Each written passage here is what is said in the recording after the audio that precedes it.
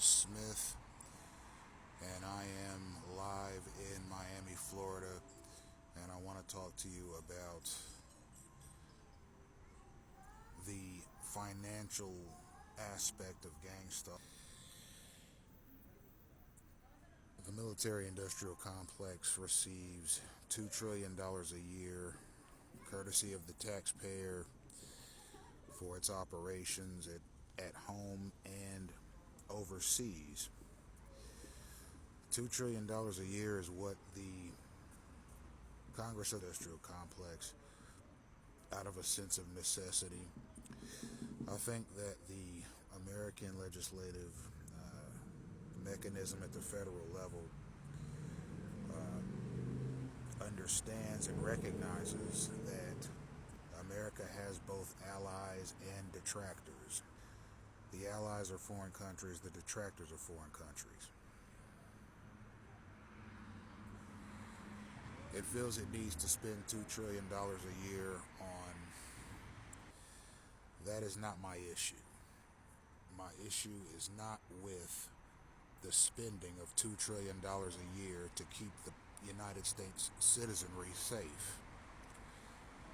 My problem is that part of that $2 trillion goes into a disgusting, violent, and hateful mechanism called gang stalking,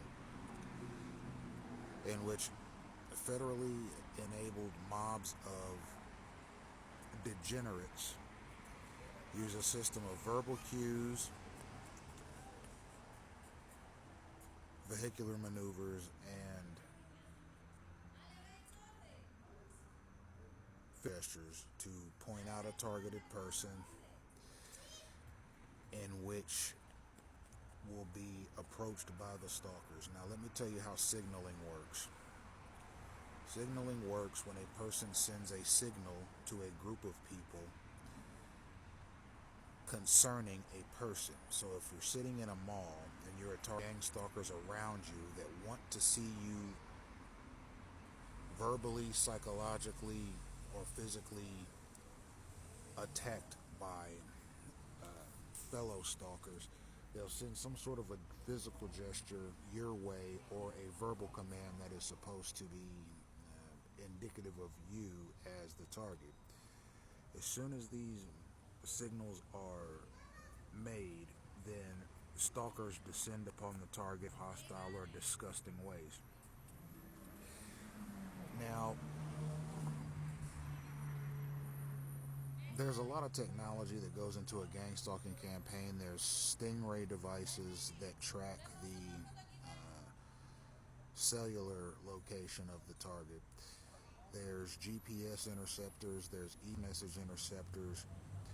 There are various unseen technological factors that are used against the targeted person in order to keep them in the vicinity of gang stalkers and vice versa. There's a whole host of psychological stressors that are used as well. And the goal of this is to harm the target in both short-term ways and in long-term ways. And no, if a targeted individual is disadvantaged or otherwise harmed by this program, they have not lost. They are the underdog, and they stand to win the conflict. The conflict is not won by the stalkers because they are vast in numbers, and they are equipped in ways that the targeted person is not equipped. Furthermore, they have no ends to their activity.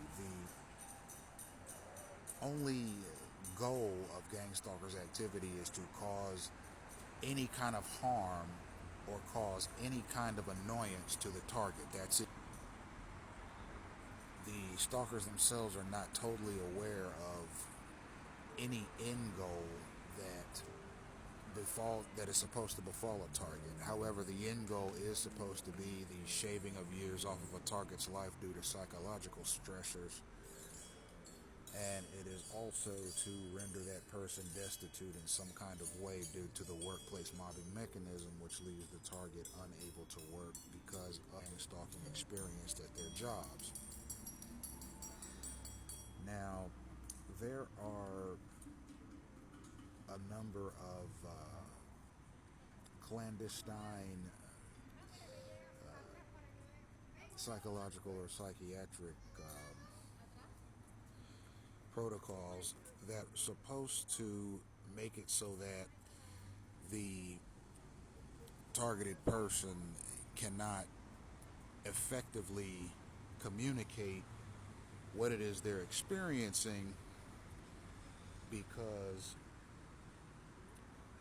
they will be called schizophrenic or they will be called psychotic or some other to communicate about a program that obviously has federal governmental harassment mechanisms attached to it, psychotic or a psycho or schizophrenic or what have you, is an insult to that person. It's an insult to their intelligence. It's an insult to their well-being. It's an insult to their very existence. A number of the old Greek philosophers used to say that you can only control yourself and not external factors. But mind you, that was 2,000 years ago. In 2024, you can control external factors, especially in a country that bills itself as a democracy and a constitutional republic, which during the course of the gang stalking conundrum, particularly over the past 20 years, the United States has not been a constitutional republic because the taxpayers can neither vote on the implementation of gang stalking, nor is anything that this gang stalking program imposes upon a target constitution. So I'm going to leave it there at the present time, and I'll be back at some point in the future in some capacity.